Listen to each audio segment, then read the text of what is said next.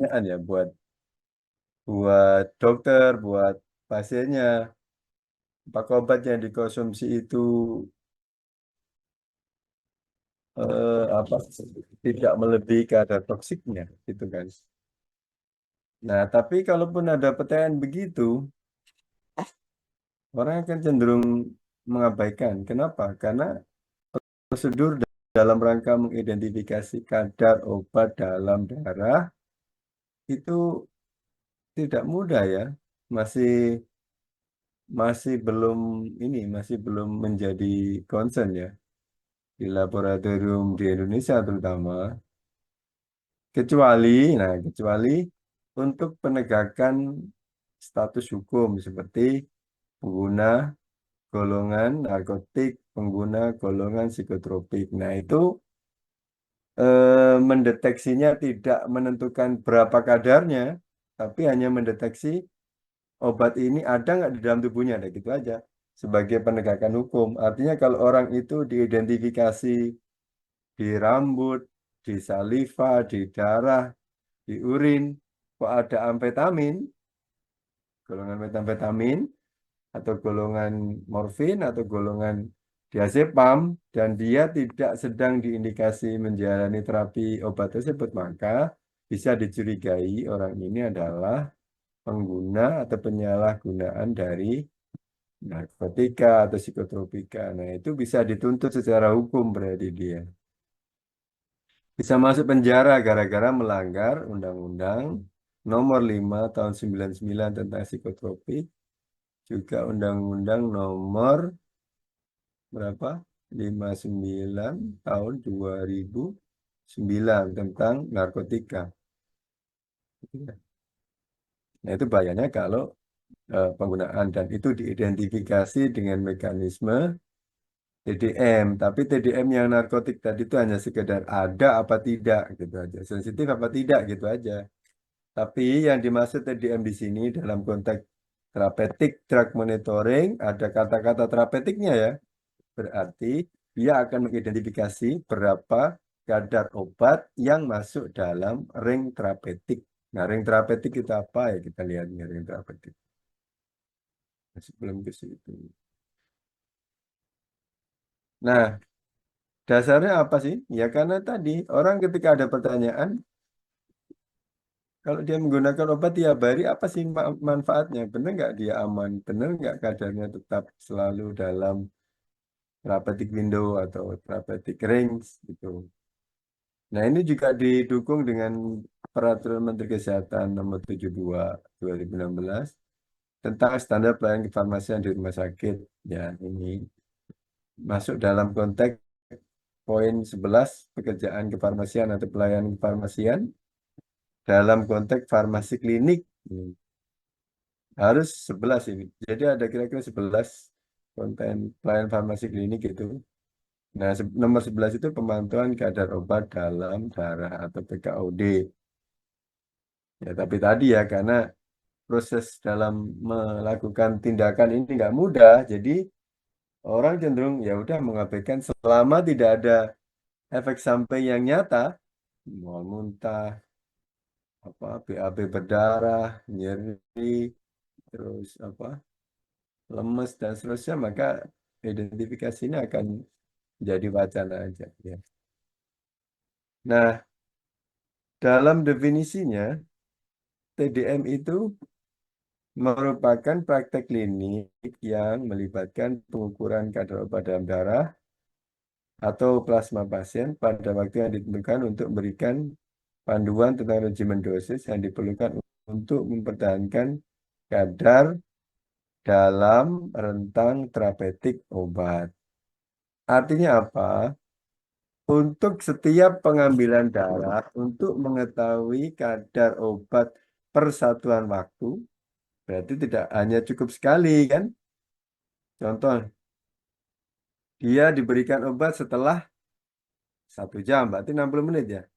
Kalau diambil pas titik 60 menit, maka hasilnya akan cuma 1 titik kan? Pada jam itu jumlahnya sekian. Nah, makanya harusnya minimal tuh ada 4 atau 5 titik. Jadi ada 4 atau 5 kali pengambilan obat dalam rentang waktu tertentu untuk mengetahui grafiknya ya.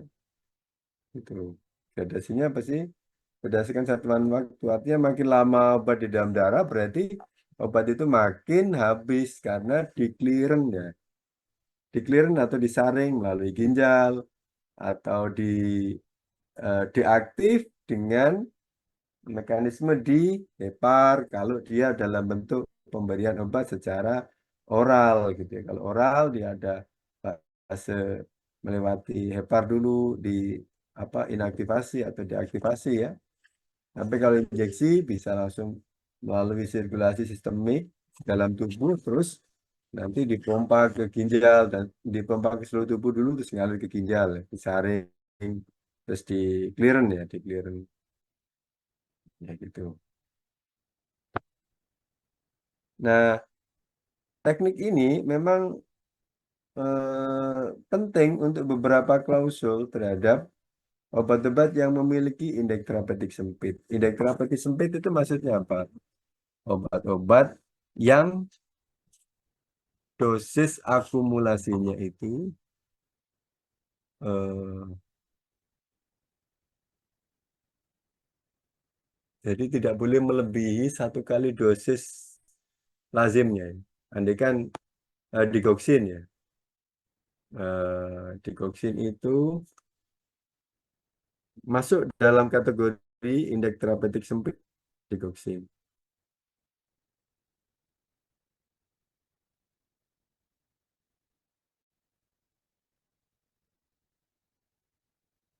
Sebagai inotropik ya, sebagai inotropik berarti dia sebagai merelaksasi otot jantung. Kalau jantungnya tidak stabil, lompatan listriknya nanti distabilkan dengan digoxin. Sediaan obat itu adalah 0,25 miligram. 0,20 miligram, 0,25 miligram nanti digunakan satu kali sehari gitu. Ketika orang menduplikasi, jadi 1 jam berikutnya dia minum lagi, terus berarti kan dia 0,4, 0,5 ya dia minum. Nah, itu sudah berisiko mengalami apa? Berdebar-debar hebat. Jantungnya udah mulai paralisis, jadi denyutnya udah nggak beraturan, dek dek, nah gitu, takikardi ya, penurunan denyut jantung. Nah, itu risikonya begitu. Artinya toleransi dosisnya itu sangat sempit.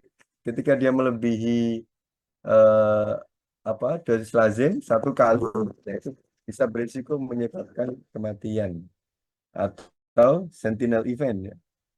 Artinya efek samping yang signifikan. Nah, itu masuk kategori indeks terapeutik sempit ya.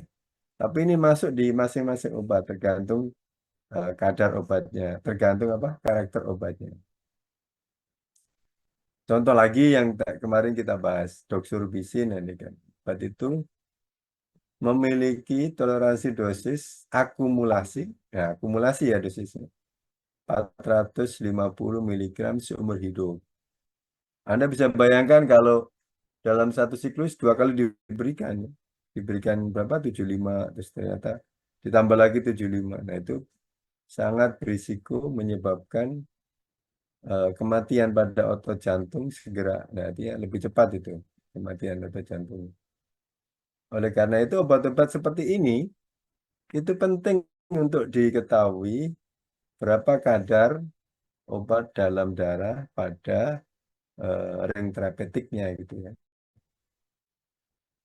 Kemudian berikutnya kadar obat atau metabolisme aktif obat dalam plasma memiliki hubungan dengan efek farmakologis atau toksiknya. Jadi dia akan memberikan efek pada rentang terapeutik, dia akan memberikan efek toksik pada kelebihan atau lebih dari rentang terapeutiknya. Dua hal ini nyata ya, maka dia wajib harus dilakukan eh, TDM atau Total Drug Monitoring. Catatannya jika prosedurnya tersedia di fasilitas pelayanannya. Lalu yang penting lagi, obat itu kemungkinan ada kegagalan terapi atau tidak efektif ya pengobatannya. Bisa karena memang penggunaannya sendiri itu appropriate, tidak appropriate, atau bisa saja pasien mengalami respon yang berbeda ya dari lazimnya. Kemudian terdapat variasi individu yang besar, ya.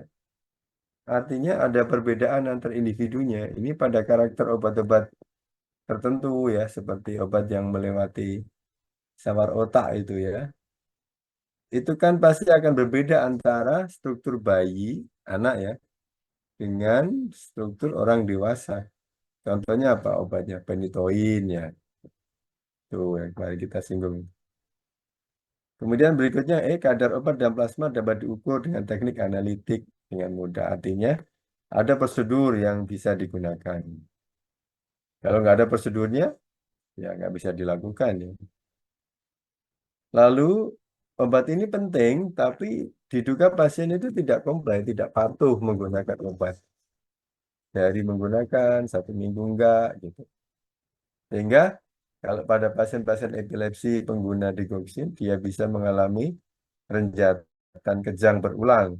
Tuh, maka bisa eh, digoxinnya dicek di dalam darahnya ya, dengan menggunakan teknik TDM.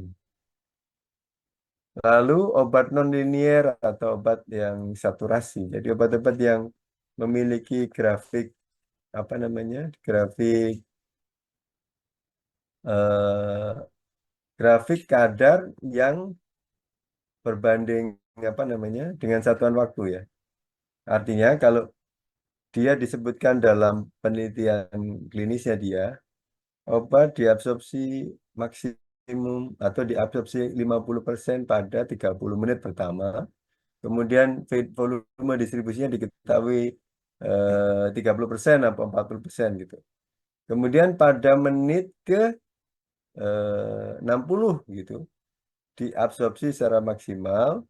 Kemudian VD-nya lebih dari 80%. Nah, kalau definisinya begitu berarti kan obat ini linear dengan satuan waktu. Kemudian nanti disebutkan pada pada menit ke 180 gitu. Obat sudah mengalami eh, penurunan kadar akibat clearance gitu sebesar 30%. Artinya itu kan garislah linear dengan satuan waktu. Makin lama itu obat akan mengalami penurunan pada waktu tertentu dia mengalami peak puncak. Nah, itu bisa seperti itu. Di apa dilakukan analisa ya dengan begitu. Tapi kalau obatnya tidak diketahui, artinya belum belum diketahui risetnya, berarti ya dia belum bisa dilakukan analisa ya. Artinya obat-obat seperti yang belum selesai fase kliniknya, terus fase klinik di aspek kinetika, berarti dia belum bisa dilakukan pengujian. Lalu ada gangguan fungsi organ. Organ yang paling penting dalam konteks obat sediaan injeksi itu adalah di mekanisme clearance ya, pada organ ginjal. Tapi pada obat-obat oral dia akan sangat bermakna kalau ada gangguan di hepar, entah karena sirosis. Sirosis itu penyakit kanker hati, ya. Jadi sel hati, sel heparnya mengalami kerusakan, jadi nekrotik, rusak, jaringannya mati, jadi nggak bisa berfungsi lagi. Nah, itu berbahaya. Jadi esofa apa? Jadi varises di lambung nanti bisa pecah terus emesis muntah darah karena aliran sirkulasi di lebarnya nggak lancar itu tekanan balik jadinya. Nah, itu berisiko bisa saja karena dia hepatitis C atau hepatitis B yang tidak tertangani terus mengalami sirosis penyakit. Nah, kondisi begini nih harus dicek untuk obat-obat oral yang dikonsumsi kadar obatnya, terutama obat-obat yang mempengaruhi fungsi hepar ya.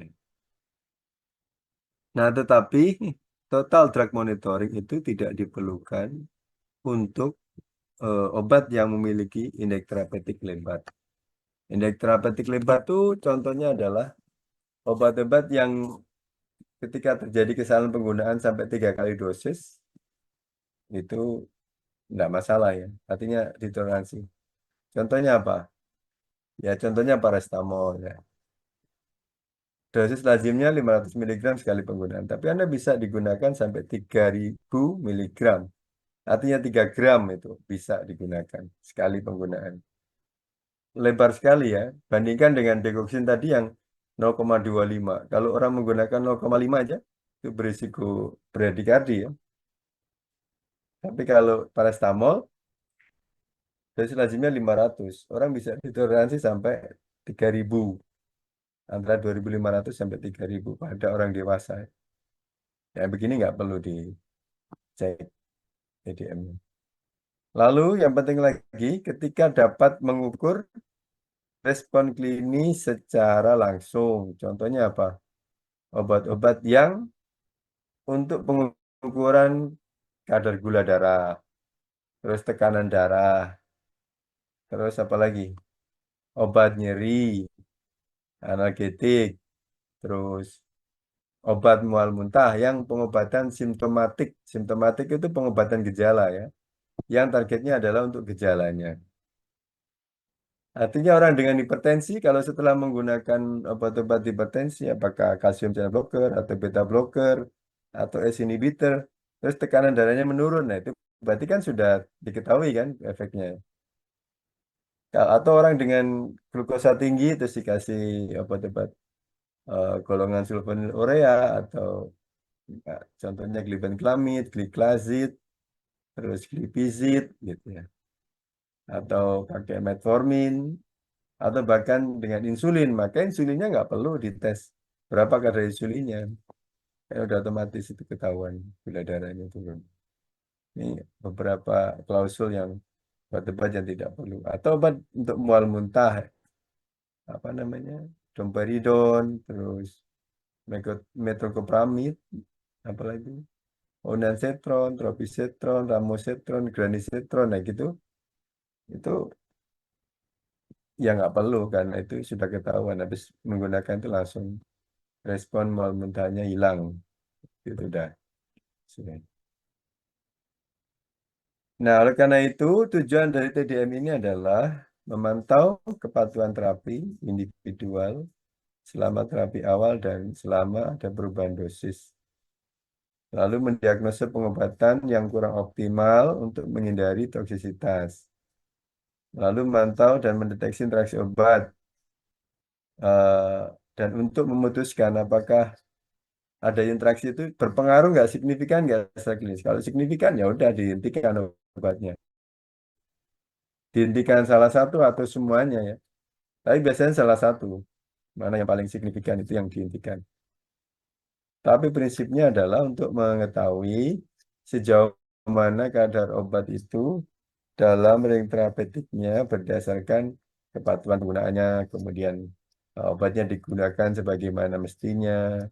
Lalu ada nggak obat itu berinteraksi dengan makanan, berinteraksi dengan obat lain yang kemungkinan dapat mempengaruhi kadar obat di dalam darah karena dipercepat eliminasinya, dihambat clearance-nya, gitu atau sebaliknya. Gitu. Sehingga dari proses TDM tadi diketahui bahwa sediaan obat ketika digunakan dalam bentuk satuan dosis, ini dalam bentuk oral ya, oral dikonsumsi, maka di dalam sistem pencernaan akan langsung mengalami absorpsi, distribusi, metabolisme, sekaligus juga eliminasi di hepar ya, yang disebut dengan farmakokinetik. Kemudian dari sini nanti akan dialirkan dengan mekanisme osmolarisasi atau perbedaan keasaman, diabsorpsi dari lambung, usus itu.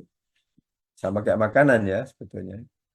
Terus nanti akan dikirim ke seluruh eh, sirkulasi sistemik ya dengan apa aliran darah. Kemudian dari situ nanti akan ketemu dengan reseptor obat yang spesifik sehingga reseptor ini nanti akan memberikan efek ke zona yang atau ke spot yang diketahui mengalami eh, kelainan secara patologi ya. Nah, cuman ada obat-obat yang tidak ketemu reseptor, tidak ketemu reseptor. Nah, obat yang tidak ketemu reseptor ini disebut traksi bebas, yang kira-kira obat ini bisa memicu efek toksisitas karena dia tidak berguna, tidak menemukan lock and key-nya, tidak menemukan reseptornya, jadi dia tidak memberikan efek. Nah, obat yang sesuai reseptornya dia akan memberikan efek secara klinik karena dengan reseptor itu obat akan bisa menurunkan metabolismenya, meningkatkan metabolisme, memperbaiki dan seterusnya itu. Tapi untuk yang tidak, dia akan hanya memberikan efek toksisitas saja. Nah, dengan mekanisme seperti ini, maka obat yang memiliki konsentrasi plasma dalam window terapeutiknya, dalam terapeutik respon, dia akan memberikan efek. Tetapi kalau tadi fraksi bebasnya lebih tinggi, kadarnya lebih tinggi, maka dia akan memberikan efek toksik. Ya. Gambarannya seperti ini ya. Jadi ini dosis pertama diberikan, kalau ini ring terapeutiknya di sini. Kemudian kalau tadi dosisnya 2 kali ya nih kan, yang window terapeutik tadi, contoh digoksin ya, berikan 0,25, dia akan mencapai target seperti itu. Kalau diberikan 0,5 hingga 1 miligram, dia akan seperti ini ya kadarnya, data. Kemudian nanti bisa terjadi kematian kalau langsung seperti ini. Artinya dosisnya selalu di atas ring terapeutiknya.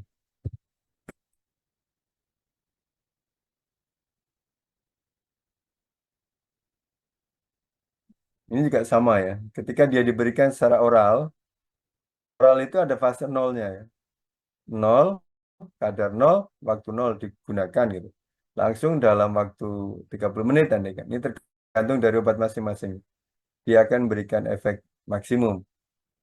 Kalau nanti dikonsumsi lagi andai kan 2 dosis maka begini dia. Nah, dosis. Nah, ini bisa saja berisiko terhadap toksisitasnya. Double jadi naik. Kalau grafik yang ini kira-kira begini loh maksudnya. Naik ini loh dosisnya gitu ya. Tapi ini kan dianggap sebagai satu obat ya, satu obat. Kalau sekaligus penggunaannya. Tapi kalau andaikan 2 kali nanti bisa gambarannya seperti ini. Nah, kalau yang ini berarti toksik nih. Gitu ya. Kalau ini sama, andaikan ini 1 kali pemberian, dia akan memiliki waktu dari nol, dosis nol, kemudian berdasarkan waktu 30 menit, 60 menit, tergantung dari obatnya, ketemu puncaknya, terus pada waktu yang lebih dari ketetapan tadi, andaikan ini pada menit ke 70, 80, dia akan mengalami penurunan kadar atau decline, ya. Gitu ya. Jadi ini asumsinya adalah single use, waktu 1 kali penggunaan dalam bentuk oral. Tapi kalau dia menggunakan langsung 3 dosis itu, gini, semaknya kelampaui. Jadi di sini nih kadarnya, lari ke sini. Nah ini toksik sudah, kalau sudah seperti ini. Andaikan digoksin harusnya digunakan seperti ini, waktu menit sampai 60 menit, 70 menit turun gitu. Tapi kalau dia digunakan dengan dosis lebih dari 0,25, dia langsung nembus ke sini. Nah ini toksik. Langsung bisa jadi kematian jantung. Nah ini ya, penggunaan 1, penggunaan 2, penggunaan 3 untuk mencapai Windows terapeutiknya di sini. Nah, ini harusnya dipertahankan di sini ya, di steady state. Tapi kalau dia lebih, dosisnya melewati sini, maka dianggap sebagai dosis toksik. Tapi kalau di sini juga, dia akan mengalami tidak memberikan efek. Lalu ring ini diketahui berdasarkan apa? Ya berdasarkan studi kliniknya ya. Masing-masing obat memiliki satuan satuan tersendiri ya jumlahnya. Berdasarkan diketahui dari hasil uji klinik dan prekliniknya ya. Antar obat berbeda-beda ya. Nanti kita lihat berapa kadar masing-masing. Nah ini tadi ya. Jadi kalau obatnya diberikan sekali, dosis normal seperti ini, turun harusnya. Tapi ketika lebih dari 1, maka ini akan ditimbulkan sebagai efek toksik. Kalau lebih, ya kematian TD-nya, total death-nya bisa sampai 50% itu. Nah, ini obat yang di assessment dalam satu pedoman ya terkait dengan TDM dan teknik cara mengamatinya.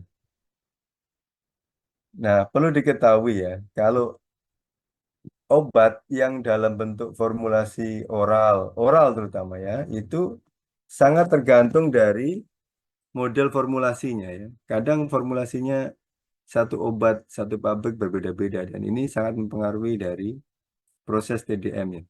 Tapi kira-kira perbedaan itu tidak lebih dari 10%. Karena ada standarnya ya, waktu disolusi, kemudian absorpsi, dan seterusnya itu harusnya sama antara mitu dengan originator atau antara generik dengan standar bakunya. Gitu ya. Dari obat dikonsumsi oleh pasien, terus di dalam tubuhnya itu mengalami fase distribusi, absorpsi, metabolisme, dan seterusnya itu yang genetika. Kemudian di situ nanti akan diambil dari sirkulasi sistemik dari jalur apa plasma atau darah. Nah, perlu diketahui obat itu juga memiliki waktu paruh ya, tes tengahnya di sini. Tes tengah tergantung dari satuan obatnya.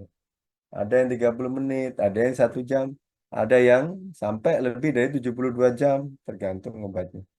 Contohnya 72 jam lebih itu golongan valproat, valproat, terus eh,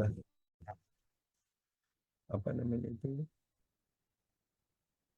karbamazepin, ya, karbamazepin itu juga. Obat ini larut dalam lemak, ya. Jadi dia dikelirinya lebih lama. Kemudian nanti kalau sudah digunakan, terus kemudian disampel darahnya, nanti akan diketahui ya levelnya. Levelnya diketahui kalau pengambilannya lebih dari satu. Contohnya kalau begini nih. Ini kalau hanya diambil di sini, waktu di sini nol, nih, berarti nggak ada kadarnya ya. Bahkan dia diminta waktunya 1, 2, 3, 4, 5, 6. Kira-kira 6 kali pengambilan dalam rentang waktu tertentu. Nah, itu baru ketahuan di sini grafiknya tadi. Setelah itu nanti kalau diketahui kadarnya berapa, nanti terus dosisnya diperkirakan. Oh, dosisnya ternyata sudah kelebihan ini. Kalau dosis kelebihan berarti diturunkan dosis. Tapi kalau dosisnya kurang bisa ditingkatkan ya. Ya.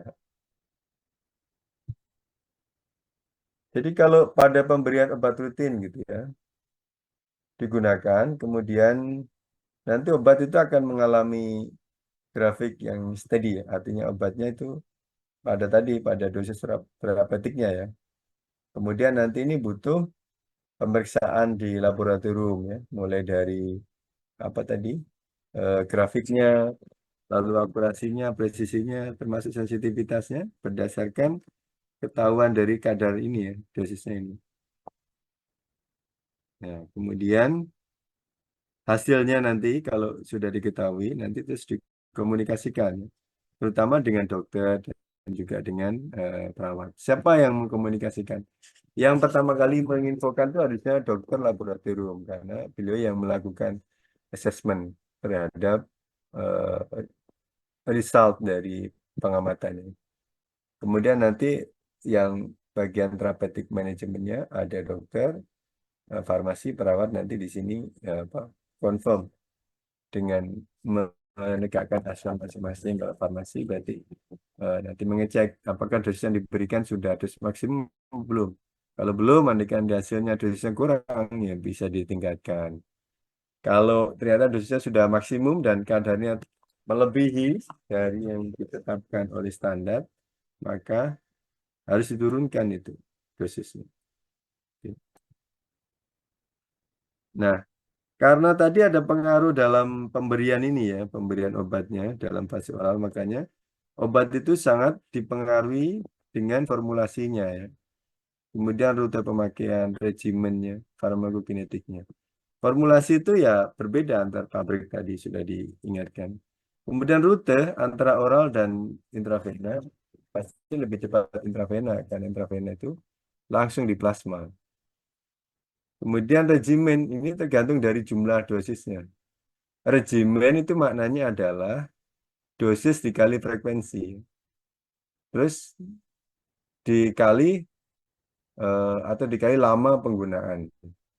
sehari berapa? 0,25 miligram digoksin.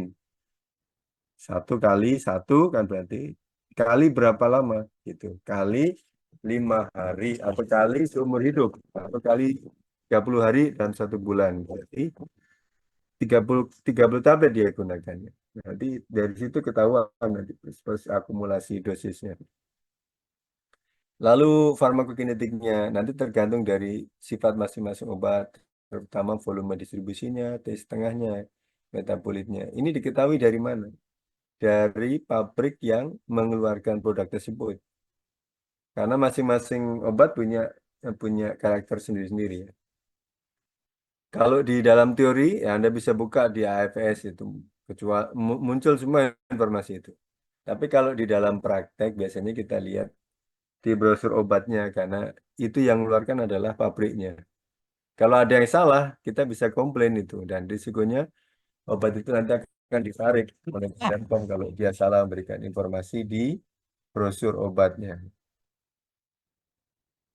Nah, kalau pasiennya itu sangat tergantung dengan usia pasiennya, komposisi tubuh, fungsi ginjal, fungsi hati, kepatuhan penggunaan obat, sedang hamil apa tidak, status proteinnya, farmakogenetika, lalu ada nggak penyakit keganasan atau penyakit penyerta lain yang dapat mempengaruhi metabolisme obat. Ada pasien pediatrik, ini ada kejadian. Pada pasien pediatrik, pada pasien anak itu kondisi fisiologisnya belum belum matur ya, belum sempurna. Tetapi pada anak usia 5 2 sampai 5 tahun itu ya, masa di hepar tuh lebih besar ya. Karena dia sedang masa awal pertumbuhan peak. Sehingga karena dia masanya lebih besar, skema metabolismenya lebih cepat itu dibanding orang dewasa atau orang tua. Yang seukuran ya volume massa tubuhnya ya. Lalu pada orang geriatri beda lagi karena kondisi heparnya sudah mengalami penurunan, mengalami gangguan metabolisme. Akibatnya apa? Akibatnya bisa saja clearnya diperlama karena fungsi heparnya nggak maksimal metabolisme.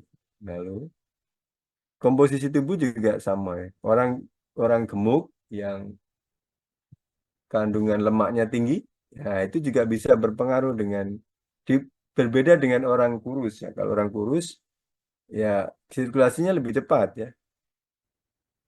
Kalau orang gemuk sirkulasinya lebih lambat karena masanya yang harus dijangkau oleh jaringan apa jaringan tubuh secara sistemik itu lebih luas ya LPB-nya dibanding dengan orang kurus. Lalu fungsi ginjal kalau clearnya mengalami penurunan fungsi berarti dia mengalami gagal ginjal atau nah ini berpengaruh pada kadar obat. Kalau ginjal fungsinya turun berarti clearnya akan diperlama. Jadi kadar obat gampang mencapai toksisitasnya. Lalu fungsi hati tadi sama pada fase oral ini ya.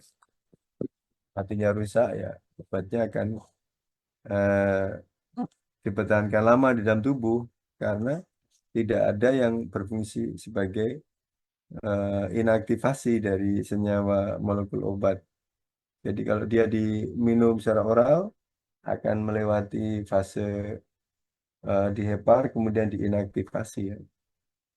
Atau sebaliknya diaktifasi dengan enzim sitokrom P450 dan karakternya macam-macam gitu ya. Lalu kepatuhan kalau dia patuh minum obat tiap hari sesuai anjuran dokter berarti kadar obatnya bisa makin tinggi kan. Atau pasien nggak patuh ya sekali-kali aja minum obat. Nah itu juga berpengaruh di dalam sirkulasi sistemik. Lalu lagi hamil, nah karena dia hamil maka kehamilan itu merupakan organ baru ya di dalam tubuh. Jadi bisa saja yang terdeposit di janin itu mengurangi kadar di dalam induknya atau dalam ibunya sehingga eh, yang lagi hamil memang tidak disarankan mengkonsumsi obat tertentu karena bisa saja dia mematikan janinnya atau membuat cacat janin atau bahkan meracuni janin karena janin pasti akan dapat bagian dari obat yang dikonsumsi ibu terutama obat-obat yang bisa didistribusi di cawar plasenta. Jadi lewat plasenta sampai ke anak. Lalu status protein. Protein itu adalah albumin ya sebagiannya. Eh, ada juga berupa asam amino dan yang lain. Tapi umumnya ini dari albumin yang paling besar. Kalau albuminnya turun, kadar albumin turun, maka si apa? eh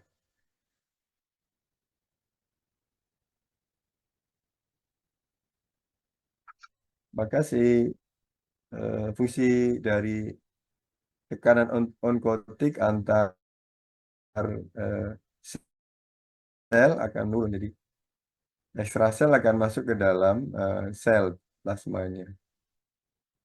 Akibatnya dari reseptornya juga akan ketarik gitu, sehingga aksi bebasnya obat akan makin tinggi dan berisiko menyebabkan toksisitas. Maka ada protein HEPA itu mesti dicek albumin. Lalu farmakogenetika ini juga beberapa karakter pasien dengan genetika tertentu juga mempengaruhi.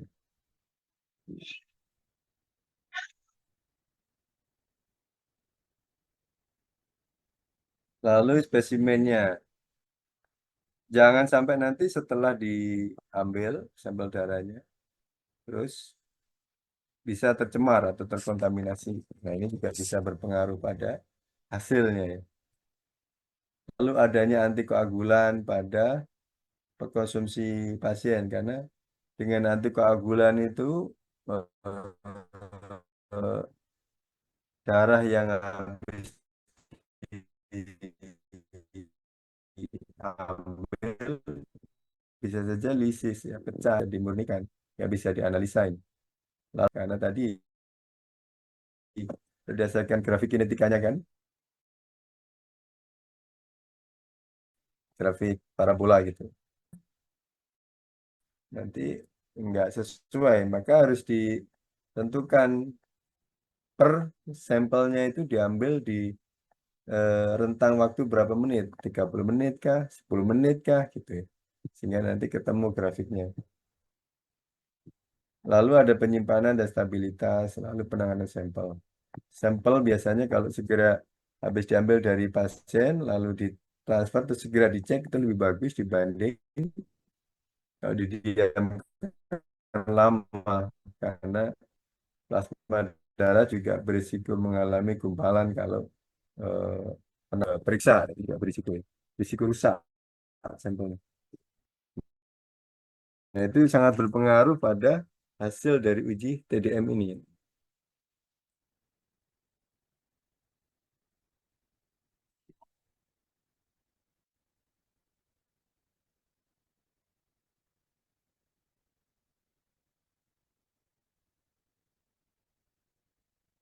Kemudian berikutnya metode analisanya. Ini tergantung dari ekstraksi zat aktifnya, lalu sensitivitas dan spesifikasi serta efek dari eh, bahan pembawanya. Karena kalau untuk ekstraksi biasanya pakai centrifuge, jadi diputar zat aktifnya. Nah, ini sangat berpengaruh untuk mendapatkan hasil. Lalu ada nggak dia menggunakan obat yang lain? Nah, karena biasanya pengamatannya itu spesifik untuk menggunakan apa reagen sesuai dengan jenis obatnya, maka eh, adanya obat yang lain itu bisa mempengaruhi karena untuk memisahkan ya antara satu obat yang masuk di plasma itu akan jadi lebih lebih rumit ya levelnya. Sehingga kalau dilihat grafiknya pada kondisi normal dia akan sesuai dengan grafik parabola ya. Tapi kalau dia mengalami kelainan saja obatnya itu kadarnya akan tinggi kan. Karena clearance di awal karena sistem metabolisme di heparnya mengalami penurunannya atau inhibisi enzim atau enzim metabolismenya dihambat. Tapi tadi pada anak yang usia 5 tahun itu enzim apa heparnya bisa saja lebih tinggi kadarnya karena massa heparnya lebih besar ya, 30% dari massa normal tubuh. Atau karena dia menggunakan obat tertentu sehingga bisa memicu proses keluarnya enzim pemetabolisme ini. Dan itu ada beberapa karakter obat yang sebagai induktor enzim gitu ya. Ada ada juga yang inhibisi enzim enzimatik. Ini pada fungsi dari hepar metabolisme. Tapi di fase injeksi atau fase oral di renal ginjal itu juga berpengaruh pada kadar obat juga ya. Tapi ini harusnya kadarnya ini di dalam bentuk apa namanya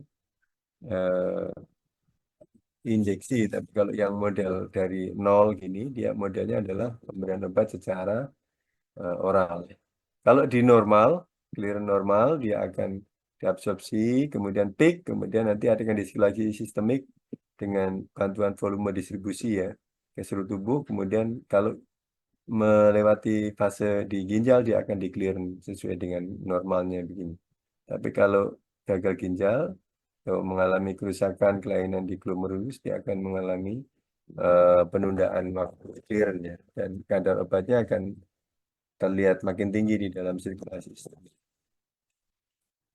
Nah, ini adalah beberapa contoh dari reseptor ya terhadap ikatan protein. Seperti yang disampaikan tadi ya, berikatan dengan reseptor albumin ya. Karena albumin ini menjadi protein banyak fungsi itu sehingga yang di ekstrasel bisa masuk ke dalam intrasel. Ya. Ada prokainamid, ada teofilin, ada phenobarbital, phenytoin, carbamazepin, asam valproat, nilainya tinggi sekali ikatan proteinnya. Ya. Valproic acid, tadi ada pirimidon, digoxin, quinidin, lidocain, bahkan. Kemudian ini yang masuk di assessment antara phenytoin, valproic acid, carbamazepin, karena obat-obat ini harus bekerja di susunan saraf pusat ya, maka ini penting untuk dimonitor ya. Kenapa? Karena kalau pasien mengalami eh, apa kadarnya di bawah ring terapeutik, maka bisa saja mengalami gangguan berulang, kejangnya akan berulang. Tapi kalau dia di fase window terapeutik, bisa menangani fase kejang pasien. Phenytoin, kadar terapeutiknya antara 10 sampai 20 mikrogram per mililiter atau setara dengan 40 sampai 75 mikromol per liter ini. Untuk ringnya sendiri itu antara 1 sampai 2 mikrogram per mili. Kemudian fraksi bebasnya tadi antara 8 sampai 14%. Yang ini yang bisa berisiko toksisitasnya.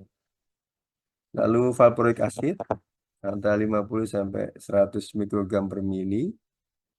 Dia memiliki rentang antara 4,3 sampai 10,8 mikrogram per mili.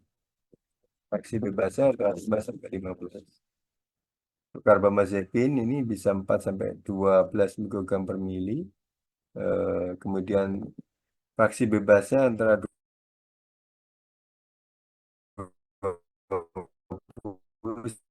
sampai 35. Eh, Hamil ya, pada hamil karena berarti di dalam tubuhnya itu ada jaringan lain ya, sehingga kalau dia fase oral itu karena mengalami apa peningkatan stres ya, akibat hamil, sehingga pH-nya itu bisa meningkat, jadi keasamannya meningkat. Dan beberapa obat yang diabsorpsi pada kondisi basah atau pH eh, basah itu berarti absorpsinya akan mengalami penurunan ya. Termasuk juga terjadi lambung ya. Sehingga dengan demikian itu absorpsinya bisa saja tidak maksimal ya, termasuk juga pH yang tidak sesuai pada penggunaan obat tertentu itu absorpsinya jadi nggak maksimal. Akibatnya apa? Ketika disampel pada diambil darahnya itu untuk dicek pada waktu tertentu itu tidak menggambarkan kondisi sungguhnya. Nah itu sehingga kalau harusnya pada kondisi normal gitu, dia akan bisa eh, sesuai dengan apa istilahnya data yang jadi rujukan yaitu dari hasil dari uji preklinik obat atau uji klinik obat sebelumnya di standar rujukannya. Nah, oleh karena itu untuk kondisi ibu hamil dan terutama hamil di semester 2 dan 3 artinya jadinya sudah mendekati fase kelahiran ya, matur itu mesti hati-hati kalau sedang dianalisa karena bisa saja hasilnya tidak sesuai karena ada faktor-faktor seperti ini. Percepatan eliminasi, hambatan absorpsi, perubahan pada kinetika itu berpengaruh pada kondisi hasil dari sampel obat atau pengamatan obat yang dilakukan. Jadi kalau hasilnya lain, nah maka dicurigai ini bisa berpengaruh. Gitu, kira-kira. Termasuk juga di nah, di jadi ada obat dari sedang hamil berpengaruh di hepar ya. Untuk CYP1A2 itu bisa menurunkan decrease terhadap penurunan terhadap metabolismenya ya. Jadi dia ini bisa sebagai penghambat enzim metabolisme. Akibatnya apa? Kadar obatnya akan diperlama. Tapi untuk yang increase ini berarti terjadi peningkatan enzim metabolisme dan itu bisa saja metabolismenya obat dipercepat.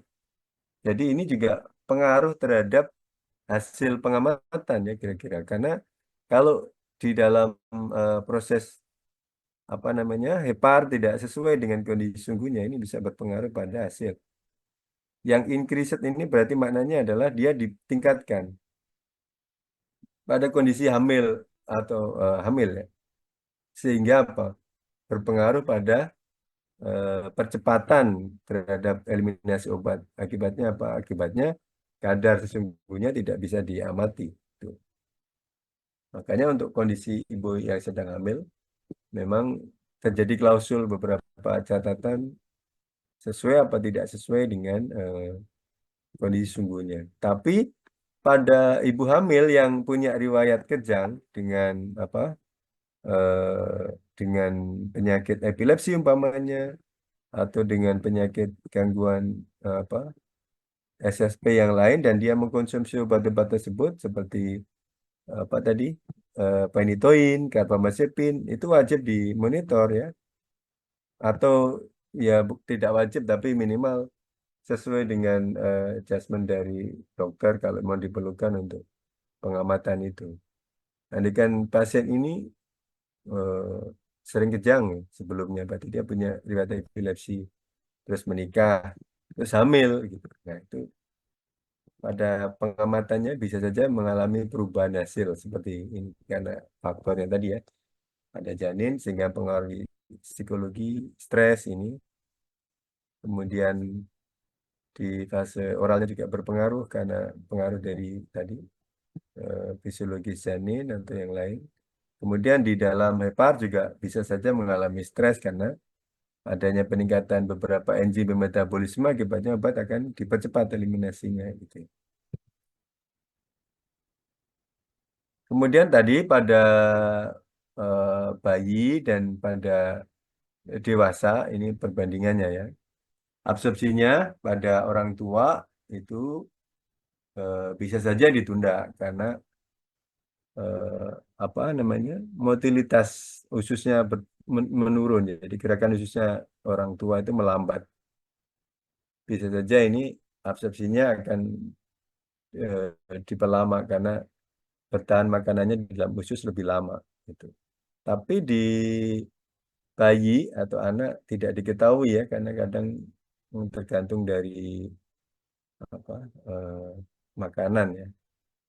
Umumnya pakai ASI atau pakai susu formula atau pakai bubur. Nah itu jadi nggak menggambarkan sungguhnya karena kan kalau bubur visinitasnya kan lebih cair dan lebih cepat ya pasti atau ASI atau susu formula itu. Jadi datanya emang nggak jelas karena nggak mungkin bayi dikasih soto kan.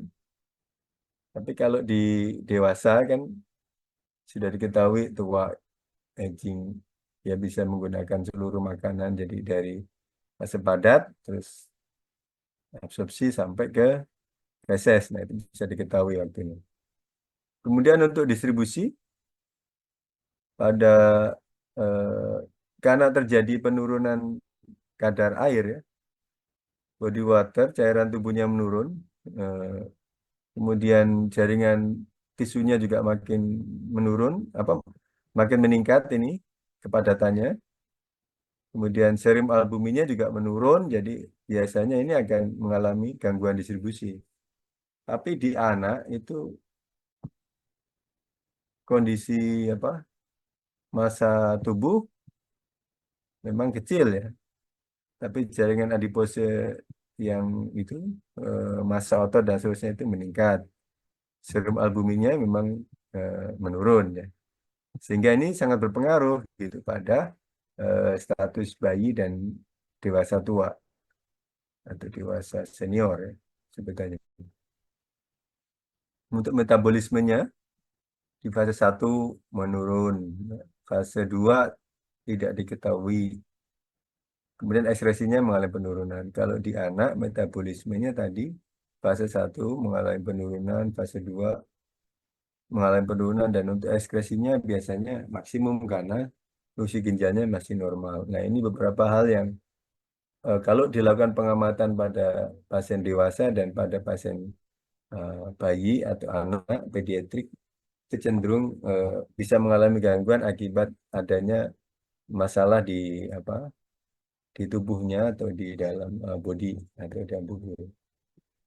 Sehingga yang perlu diingat bahwa ketika obat itu digunakan dalam dosis terapeutik ya, apa dosis yang lazim gitu, karena di sini nih tergantung dari dosis sediaannya. Andaikan dalam bentuk metrik gitu, satu kali penggunaan nanti bisa lepas sangkang, jam pertama 60 menit, ya itu pasti akan berbeda dengan tanpa salut metrik ya, sudah digunakan gitu. Kemudian perlu diketahui tadi ada hubungan antara umur, usia ya, dan pengaruhnya terhadap clearance obat. Sehingga untuk mencapai konsentrasi plasma ini juga ada pengaruhnya ya. Baik itu karena hubungan antara tadi usia dan apa termasuk juga ada interaksi obat di sini. Kemudian ada faktor-faktor kompleks yang lain ya, termasuk formulasi obat dan kondisi fisiologis pasien utamanya. Kemudian dari konsentrasi plasma ini akan eh, diambil ya si sampel gitu. Kemudian di sini nanti ada pengaruhnya ya. Ada apakah perubahan ikatan protein gitu atau antara hubungan konsentrasi obat dengan efeknya. Nah, ini sangat berpengaruh nanti ketika akan diamati secara TDM. Sehingga kalau memang ini seluruhnya dalam kondisi normal berarti hasil dari pengamatannya secara farmakologi nanti bisa dideteksi ya. Bisa dideteksi dengan apa namanya marker tertentu sebagaimana responnya atau dengan pengamatan terhadap efek yang ditimbulkan terhadap penanganan banyaknya penyakit ya atau banyaknya masalah yang klinik faktor kliniknya ya. Kemudian di sini nanti akan memberikan efek kalau obat itu masuk dalam indeks terapeutik. Ya,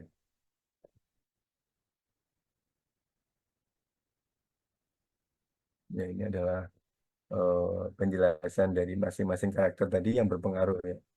pada masing-masing obatnya. Nah, ini contohnya ini. Pada digoxin ya, dia memiliki waktu paruh di dewasa itu antara 38 sampai 77 jam. Jadi kalau pemberian obat pertama sebenarnya di 24 jam pertama itu obatnya belum terclearance sebagian. Pada kira-kira hari ketiga ya, itu baru di-clearance sebagian, itu setengah. Kemudian untuk mencapai steady state itu butuhkan antara 6 sampai 13 hari ya.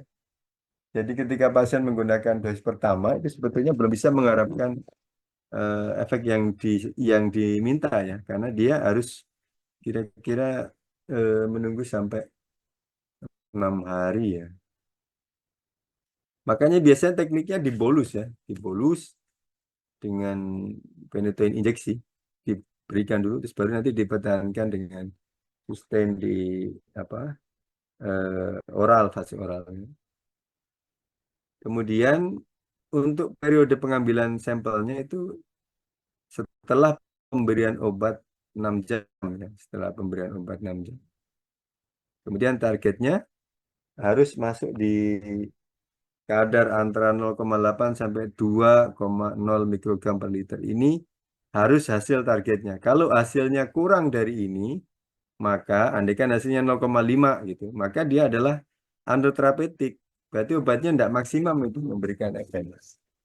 Kalau umpamanya hasilnya 3 mikrogram per liter, berarti dianggap obat ini sudah melewati apa dosis normalnya ya, atau indeks terapeutik melewati. Itu risiko toksisitas. Tapi kalau kurang dari 0,8 berarti dianggap low efek, jadi tidak memberikan efek gitu. Kemudian pengaruhnya lagi pada digoxin ini untuk clearance itu sangat dipengaruhi pada fungsi ginjalnya. Kemudian juga pasien dengan kondisi hipokalemi atau dengan kadar kalium rendah itu bisa mengalami potensi toksisitas ya. Ya,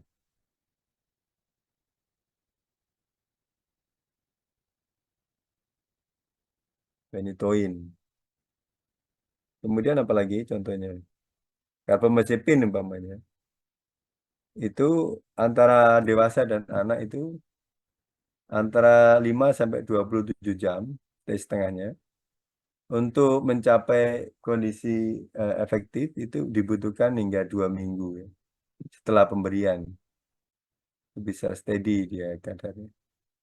Kemudian waktu pengambilannya eh, jadi bisa setelah diberikan langsung disampel nih atau sebelum pemberian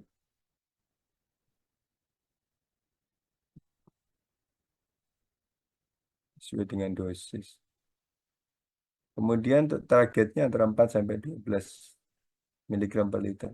Target ini dari mana diketahui? Target ini diketahui dari rujukan standarnya ya, berdasarkan uji klinis obat sejak awal ya. Ya. Kemudian kondisi alkalin urin kemungkinan bisa meningkatkan rata-rata dari eliminasi. Berarti kalau urinnya alkalin, berarti dia bisa saja mengalami gangguan metabolisme ini. Dan itu bisa berpengaruh pada peningkatan eliminasinya. Ya. Theophylline ini obat-obat untuk gangguan pernapasan. Dijual bebas ya Theophylline.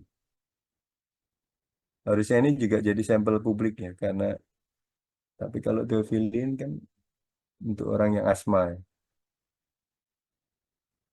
Tapi kalau di rumah sakit pakainya apa? Salbutamol ya. Salbutamol juga boleh kan di apa namanya di secara obat obat wajib apotek.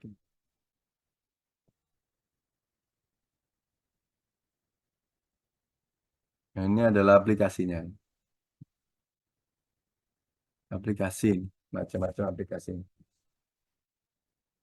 Ini contoh pada pengambilan pemeriksaan untuk phenytoin.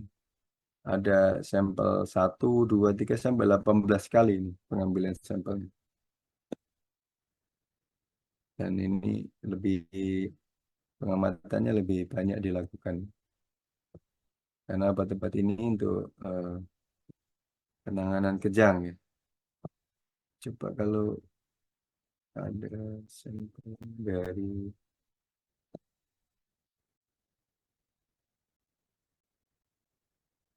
hmm, ciprofloxacin.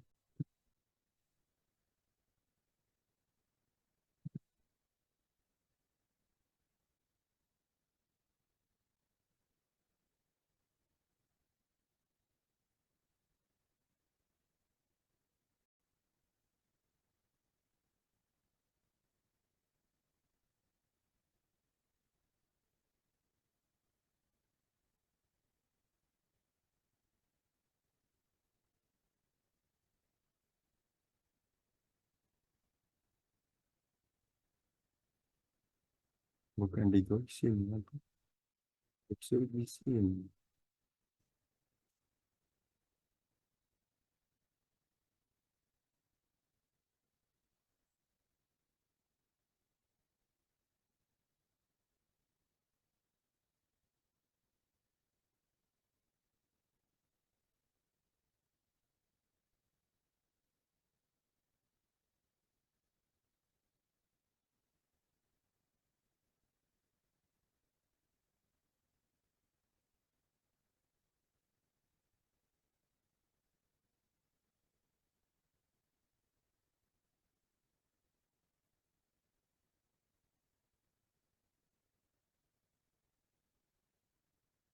Hmm.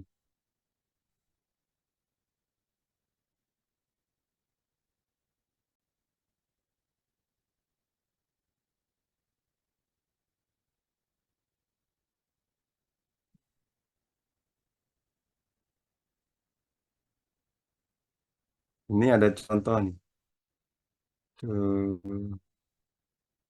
doxorubicin terhadap pengamatan kadarnya untuk mengetahui efek cardiotoxicity-nya. Ini di Darmais.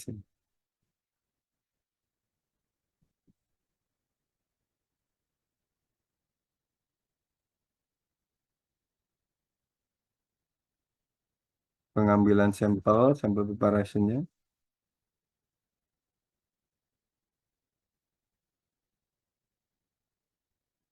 dilakukan pengambilan pada unit pengamatannya.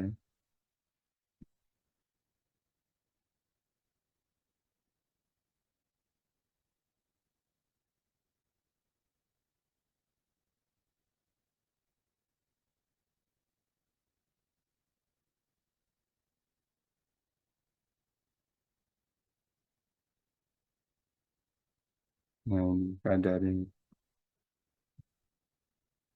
Tapi ini tetap menggunakan sampel ini ya, sampel pembanding dari pabrikan.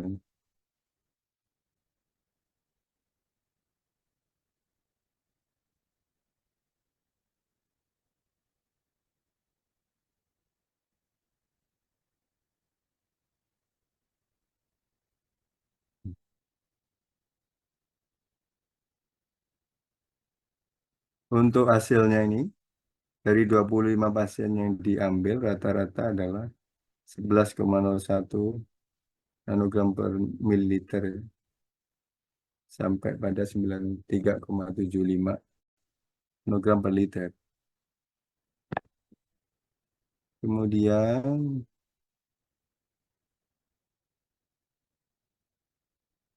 ya kalau dinyatakan sebagai apa toksisitas, berarti dia memiliki efek kurang dari 4% ya kardiomiopati ini.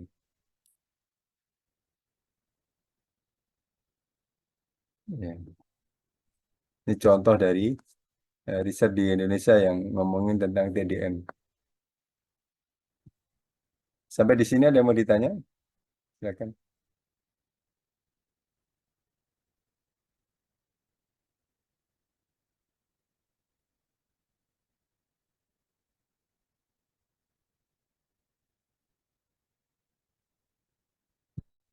Nggak ada, nggak ada apa bingung? Bapak izin bertanya, Ya silakan. ya, sebelumnya Pak tadi ada salah. Namanya siapa, kelas apa Oh ya, itu? maaf Pak. Nama saya Vinesa dari kelas B Pak. Ya gimana? Iya, salah satu faktor dalam hasil penentu apa PKOD itu tadi saya lihat ada dalam hal samplingnya, spesimennya. Dan itu salah satunya antikoagulannya itu mempengaruhi. Setahu saya kan koagulan tuh macam-macam, ada yang heparin ataupun yang pakai EDTA untuk sampling sampel Mhm. darahnya gitu. Adakah memang saya kurang paham Pak gitu, kenapa dengan pemilihan tersebut adakah pengaruhnya gitu dalam obat ataukah heparin yang mengikat obat tersebut atau bagaimana? Terima kasih Pak. Sampel dinyatakan rusak itu sampel darah terutama ya. Kalau selnya pecah, lisis itu. Yang kedua, fibrinogennya dominan, jadi terjadi penjendalan, penggumpalan itu juga sama, pecah dua-duanya. Tapi kalau pecahnya yang lisis tadi itu berarti eh, apa? Mungkin pas pengambilan dipaksa ya, tidak pakai phlebotomi tapi pakai spet itu, ditarik gitu, jadi sampai berbusa gitu. Nah itu eh, bisa saja sampelnya lisis atau karena tidak menggunakan apa antikoagulan dia menjendal. Atau lisisnya itu juga karena terlalu banyak antikoagulannya, terlalu dominan. Jadi lisis malahan gitu. Makanya yang menggunakan vakutener tahu ya, vakutener. Itu kan DTA atau TCA-nya sudah ada ini ya, eh, eh, ada standarnya ya. Tapi kalau yang menggunakan SPED gimana? Pakai apa? Heparin. Nah, kalau heparin kebanyakan, nah gitu. Makanya tadi yang menjadi klausul dalam apa, standarisasi untuk sampel dengan antikoagulan itu makanya harus sesuai gitu. Disarankan menggunakan vakutener namanya. Tahu vakutener ya? Kalau lagi di lab kan ada warna biru, hijau, merah, ya kan, ungu. Nah itu vakutener itu. Pakai itu karena itu sudah standar dari pabrikan menggunakan TCA atau ETA sebagai antikoagulannya.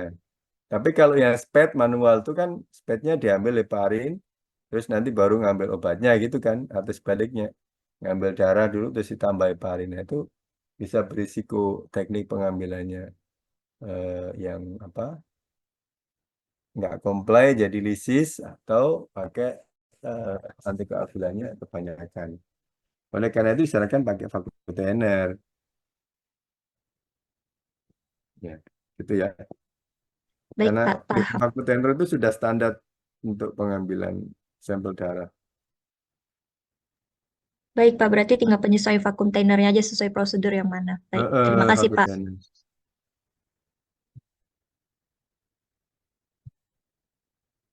Vakutener itu yang kayak gini nih loh.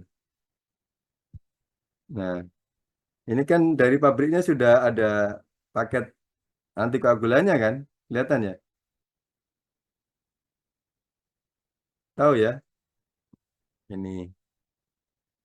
Tapi kalau pakai SPED kan nggak standar itu. Nah, tapi kan kalau sudah masuk riset nggak mungkin pakai SPED. Rusak itu nanti. Berarti malah rugi. Pengamatannya salah, gagal. Maka sebagai vakutener, tekniknya namanya teknik plebotomi. Plebotomi itu pakai needle besar gini, terus diikat, terus nanti ditampung. Jadi sekali masuk ke vena, dep, nanti darahnya akan dorong sendiri. Gitu.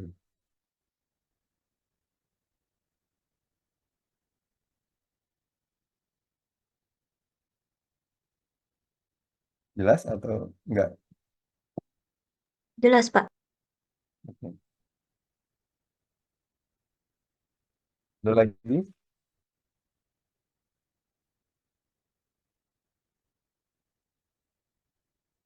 Nggak ada. Kalau nggak ada cukup, berarti ujiannya hari apa? Jumat. Iya, Jumat Pak, ya? Jumat. Oke, oke. Nanti saya kirim materinya ini ke. Berarti masih ada pertemuan satu lagi ya dengan saya terkait dengan TPN, Total Parental Nutrition. Terus apa lagi? Pengelolaan itu gas medis? Enggak ya?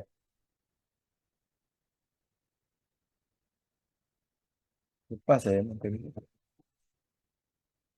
Oke. Baik, terima kasih. Mohon maaf. Assalamualaikum warahmatullahi wabarakatuh. Waalaikumsalam. Makasih Terima kasih, Pak. Pak. Makasih Pak. Waalaikumsalam.